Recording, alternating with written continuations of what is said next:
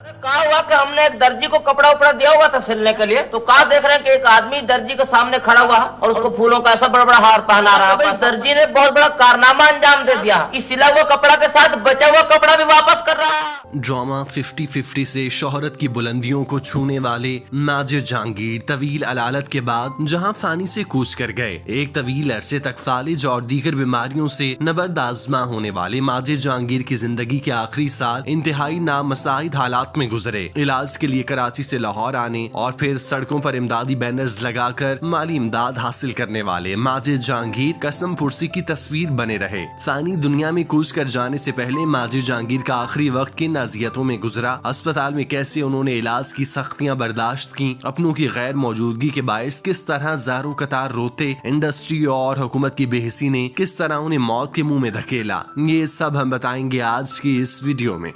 कसाई माशाल्लाह बड़े तंदुरुस्त होते हैं, आप कुछ बहुत ही कमजोर मालूम होते हैं मुझे। मैं दरअसल क्या बताऊं, मैं तुम्हें कभी कभी मुर्गी भी कर लेता हूँ, उसी का असर चल रहा है। अच्छा।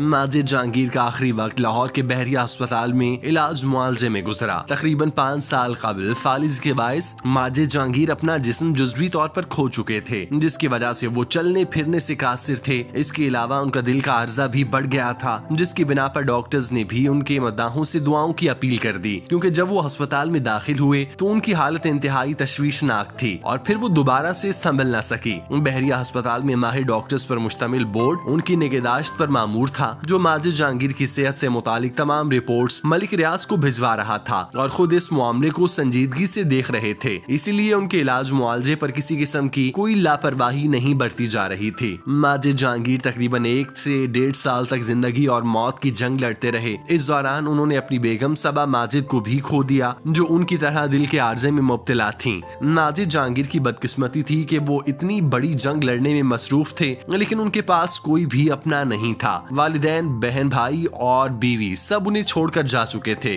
सिर्फ चंद एक दोस्त थे जो उनकी हिम्मत बंधाने अस्पताल आते और उनकी खैरियत दरियाफ्त करते। माजिद जहांगीर के बारे में कहा जाता है कि वो अपने आखिरी दिनों में भी बहुत ज्यादा एक्टिव थे। ये सच है कि उन्हें बीमारियों ने अंदर से ज्यादा कमजोर कर दिया, लेकिन उन्होंने फिर भी अपनी जिंदा दिली को मरने नहीं दिया। कोई भी उनसे मिलने जाता तो वो इस तरह से बात करते जैसे उन्हें कुछ भी नहीं हुआ, और इस अमल की गवाही उन लोगों से ली जा सकती है जो आखिरी दिनों में उनसे मुलाकात करने के लिए अस्पताल गए थे। माजिद जहांगीर की हालत इस हद तक खराब हो चुकी थी कि वो किसी तौर संभल नहीं पा रही थी। एक तरफ दिल का अर्जा, दूसरी जानिब गुर्दों का जानलेवा मर्ज उनकी सांस की डोरी को कमजोर करता जा रहा था, लेकिन वो इस सारे मामले में जरा बराबर भी परेशान न थे। शायद उन्हें जीते जी इतनी तकलीफों का सामना करना पड़ गया कि उन्हें मौत का सामना करने में किसी तौर डर नहीं लग रहा था और न ही किसी किस्म की परेशानी का शिकार हो रहे थे। उनसे मिलने और इलाज करने वाले डॉक्टर्स भी उनके इस बर्ताव पर हैरान रहे थे कि आखिर किस तरह से वो खुद को ऐसी सूरत हाल में इतना पुरसुकून रख लेते हैं।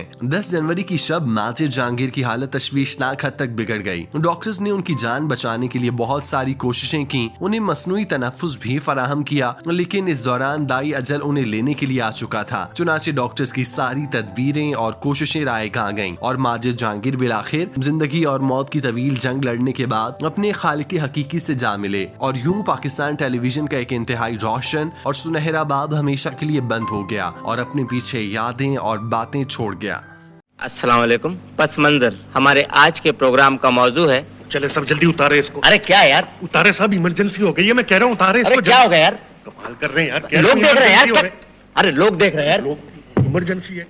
वफात से कुछ दिन कबल माजिद जहांगीर ने आरपी प्रोडक्शन को इंटरव्यू दिया था, जिसमें उन्होंने मेजबान वसीम बादामी और इकरारुल हसन पर अतियात खाए जाने का इल्जाम लगाया था। उन्होंने कहा था कि एक शो में उनके लिए अतियात जमा किए गए जो तकरीबन लाखों में थे। इस दौरान उन्होंने वसीम बादामी से कहा कि मुझे गाड़ी भी चाहिए ताकि मैं डॉक्टर के पास बआसानी चला जा सकूं, जिस पर उनके घुटनों में बैठ गए और वो उनसे कहने लगे कि स्टूडियो में जो करोला गाड़ी खड़ी है वो आप अपने घर ले जाएं। ताहम कुछ वक्त बाद माजिद जहांगीर को ना पैसे मिले ना गाड़ी। दोनों मेजबानों ने उनका फोन उठाना ही छोड़ दिया। ये कितनी बड़ी जलालत है कि लाखों करोड़ों के मालिक दोनों एंकर्स एक गरीब फनकार के लिए जमा होने वाले पैसे खा गए और उसे फूटी कोड़ी भी ना दी। माजिद जहांगीर ने फौत होने से पहले दोनों एंकर्स को ये पैगाम दिया था कि कयामत वाले दिन वो उनका गिरेबान पकड़ेंगे। माजिद जहांगीर की ये आखिरी ख्वाहिश थी कि वो उम्रा करने जाएं, जिसके लिए उन्होंने बैरून मुल्क मुकीम अपने मदाहों से अपील की, लेकिन किस्मत ने उन्हें ये सादत हासिल करने से पहले ही कब्र की गहराइयों में पहुंचा दिया। माजिद जहांगीर के हवाले से अफसोसनाक पहलू ये रहा कि उन्हें मीडिया कवरेज ना होने के बराबर मिली। उनके हक के लिए बहुत से कम पैमाने पर आवाजें बुलंद हुई। सितम जरीफी का ये आलम था कि कराची में पैदा होने और अपना नाम बनाने वाले माजिद जहांगीर की इंडस्ट्री का गढ़ समझे जाने वाले शहर में किसी ने मदद ना की और ना ही उनके साथ कोई खड़ा दिखाई दिया। इसके अलावा कराची की सूबाई हुकूमत ने भी माजिद जहांगीर के लिए खातिर खा इकदाम नहीं किए। कहा जाता है कि शर्मिला फारूकी ने चंद हजार रुपए बतौर इमदाद उनकी खिदमत में पेश करके फनकार दोस्त हुकूमत होने का सबूत दिया, लेकिन ये चंद हजार देने के बाद हुकूमत माजिद जहांगीर को हमेशा के लिए भूल गई, जिसके बाद वो उम्मीद की किरण लेकर लाहौर आ गए।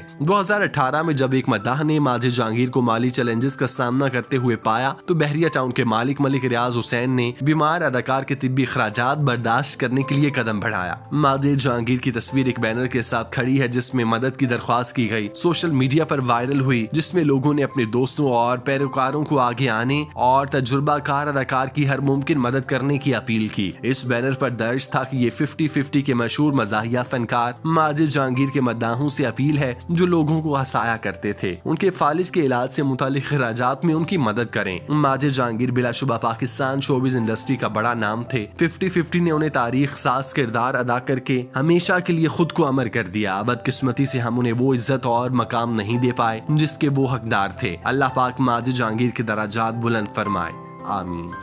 आधे बुढ़िया मैंने दवाई भरा, हकीम साहब ने दवाई बनाकर दे दी। तरकीब इस्तेमाल हुई है कि एक बांस का टुकड़ा लीजिएगा और बांस का एक सिरा भैंस के मुंह पे लगाइएगा और दूसरे सिरे से पूरी ताकत से फूंक मारिएगा। कहने चुप करो बुढ़िया, हमको ये तो बतलाया नहीं, पहली फूंक मैं मारूंगा या भैंस।